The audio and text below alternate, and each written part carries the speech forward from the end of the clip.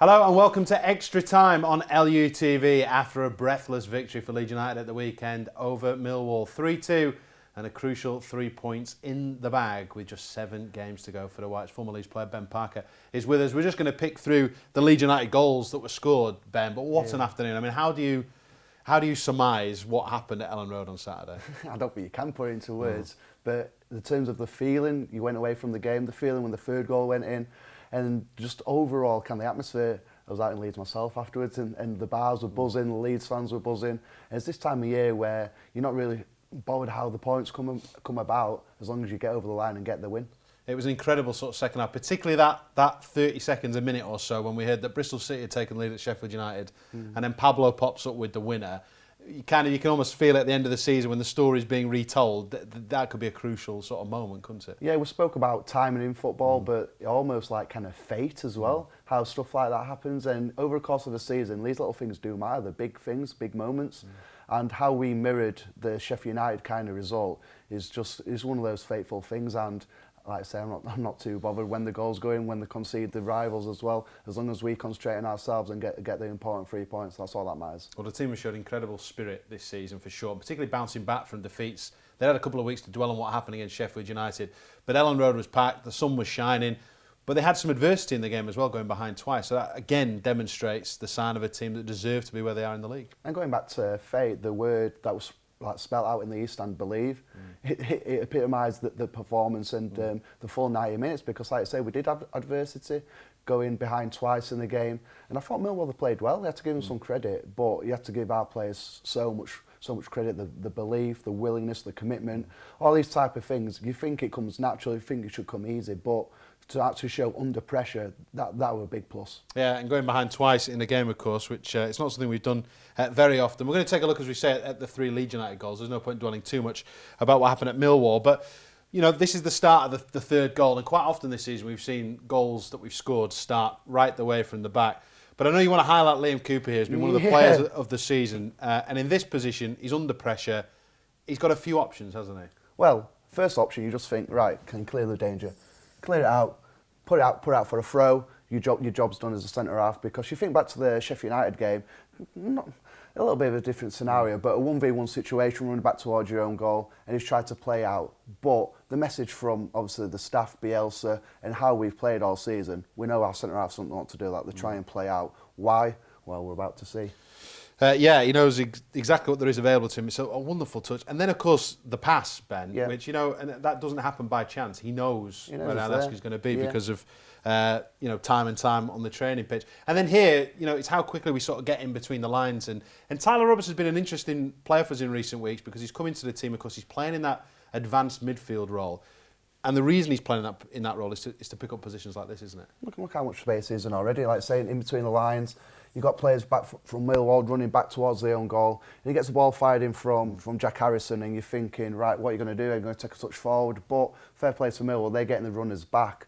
And he does ever so well to keep it in control of possession and builds the counter-attack up by going out to the right-hand side. Yeah, and from then on it's a flowing move, because by now the white shirts are flying forward in support, and it's how quickly we work this to the other side of the pitch. But Luke Ayling has been, we're going to talk about him more, but it's just great play, great vision, isn't it? Great bit of composure, great bit of athleticism as well. Like saying, gone from one end of the pitch to another in less than 20 seconds, and to have that kind of control, picking Pablo out on the edge, it's a great bit of composure and a great bit of awareness, because this is a great angle from it. Because first thing of all, great movement by Patrick Bamford. I know his movement is trying to get into like the 6-yard box. That's where he's thinking the ball's going to be.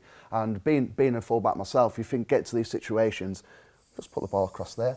Put into that area, you think, right, someone else might be running. Is it a case of almost not looking? You're just going to hit it's it into one an of those area one of those natural instincts where you just think, right, I'm in that area. You kind of like see out corner your eye, a little bit of gap between the keeper and the centre halves. Put into that area, and hopefully someone will get a tap in, maybe an own goal from the defenders running back. But the run by Patrick just gives Pablo that extra bit of space just in and around the box, and you you don't give Pablo that much opportunities in around that area. He'll finish it off, but. Great spot from Luke Ayling. So you imagine at this point, Pablo's screaming for the ball, isn't he? He's making his voice heard because he knows there's space. And just like he does in the second goal he scores in the game, which we'll look at, he makes this sort of look easy. And you could look at it and say, well, look, he's just running into the box, he's hoping for something. But it's the timing of the run and then the finish on the move. he makes it look easier because he's a top player, isn't it? But it's not as easy as maybe it looks. Exactly, and if most players could do this, then they'd be playing week in, week out at a high level Championship, Premier League level, and it's like his experience getting into those positions. I think that's the key thing. We've heard the manager come out say after the game his experience is a vital thing, and it showed loads on Saturday. It certainly did. We went behind again, of course. We missed a penalty in the game, so it's all drama, isn't it? And this, of course, attacking the Cop's second half. You know, and in this position, Ben, you know, we were putting Millwall under a lot of pressure. We know aren't having the best of seasons. But I know you want to highlight what we see here, which is an overload, which is what you want to get into, isn't it? 3 against 2. Yeah. How much work goes on the training pitch in these kind of scenarios, keep ball sessions, whatever it might be, in terms of 2 against 3, or maybe the other way around in terms of defence versus attack, but in terms of manipulating that space? I think a lot of work goes into this. It's not something that's just occurred once, because we'll see here, it's quite an old kind of fashioned thing where you got the triangle there of the 3 players, and it's just keeping the 2 defenders honest. It's a 3v2 out wide. Yeah, they've got 2 players kind of nearby in the edge of the box, but basically it's a 3v2, and it's quite easy being a goal down, especially being at home. The crowd are wanting that goal back, they're driving you forward. Just to get the ball out of your feet, just whip up as well into the box. That's not about us. If we're putting balls into the box, it's with a purpose. We're trying to pick people out, as the last 2 goals that we've seen. But great composure showed by all 3 of them in the build-up play, and it's obviously led to getting the goal back at the end of the day. Yeah, we get a little bit of fortune, of course, in the build-up, but you kind of earn that, don't you? Because it was you know, incessant pressure. But there's bits of quality here. You know, and Barry Douglas with his eventual ball in was brilliant. But again, you know, Leeds do really well to sort of keep this alive, and it's a great touch, this, isn't it, from Harrison, just to keep it in. But that's a quality delivery, isn't it? It's a great ball. It's one of those areas where, in positions, been a fullback, being a winger, you're just trying to put it into an area. You're not trying to pick people out. And when we were just speaking about putting balls into the box, this sums up, like, you're doing it with a purpose. You're doing it closer, and you know there's plenty of bodies in the box. You can see there that we've got 4 bodies inside the width of the goal. And for a defending team, that's very hard to mark. It's very difficult because there's people in your eye line, people running across you. And like we mentioned about Luke Hale in the first goal, massive credit for him getting involved. We're seeing there fullback to fullback get a goal. And Luke Hale, you know, recent weeks, assists, popped up with a goal now. He's having a really strong end to the season, hasn't he? And I know there had been some criticism of him, which I found a little bit hard to believe, because I think he's such a consistent performer. But you know, when you're chipping in with goals and assists from the full-back position, it shows that Leeds are an all-round sort of quality team, aren't they, from back to front? He's a vital player for us, is Luke.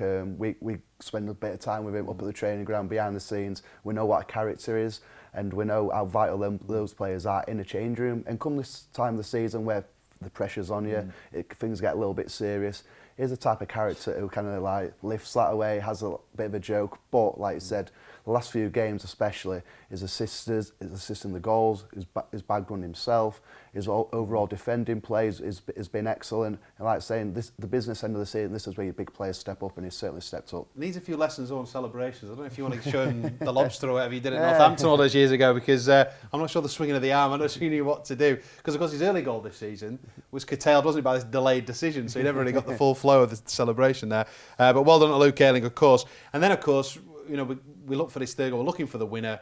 We know that Bristol have gone in front, the players aren't aware of that. But just talk us through this one, Ben. Again, great touch by Jack Harrison to get Silas set up. And again, look at the amount of bodies in the box. Again, he's not really trying to pick anybody out, but he's got to a position where he knows people in the box and just trying to hit an area. But this is the one we want to highlight here, where it started from here, and he's just making that run, going into the box there. Again, similar to the first goal, it looks easy, but it's not. It could easily just stayed in kind of this area here, and just thought, right, hold my position. If the ball gets cleared out, if the defender's first to it, clear out to edge of the box, then I'm going to be first onto the ball. But he's not thinking that, he's thinking, can I get a goal? And they're all ball watching. So Marshall, who was alongside him further back on this run, he's just drawn, and you can see his head's drawn towards the ball. No idea where Pablo is, and surely Neil Harris would have been saying, of all the players in the Leeds team, there are a lot of danger players, but Pablo's the one in recent weeks. So to let him drift into the penalty, I mean, he sees this gap and he knows no one's tracking his run. No. So he makes the run perfectly, and you know, as we say, good sort of build-up play in terms of making the run in there. But you know, he's there to finish off, and what a moment this was, because it cued some incredible celebrations. And also a massive plus, a massive thumbs up to Bielsa as well for making the change, because he made the change with obviously Pontus coming off, put Phillips kind of back into the centre half position, and that freed up Pablo going into the central areas. He might have been stood out onto the right hand side with this goal if Pontus was still on the pitch, but he's in that central area. He's like kind of like a number 10 at this point. So he's thinking, right, I do need to get into the box, but great energy, great desire, and I say what a moment that goal was. Yeah, 3 great goals from Leeds United after a great performance, and 3 points for the Whites, of course. We're building up to the next game, of course, which is the trip to Birmingham City on Saturday. Throughout the week on LUTV, myself and Ben will be back with the Scouting Report, where we'll take an in-depth look at the Blues as well, the big match preview later on in the week, and plenty more to come. The season, the business end of the season is well and truly underway, but that's it for Extra Time. Make sure you join us, as I say, in the week for the Scouting Report.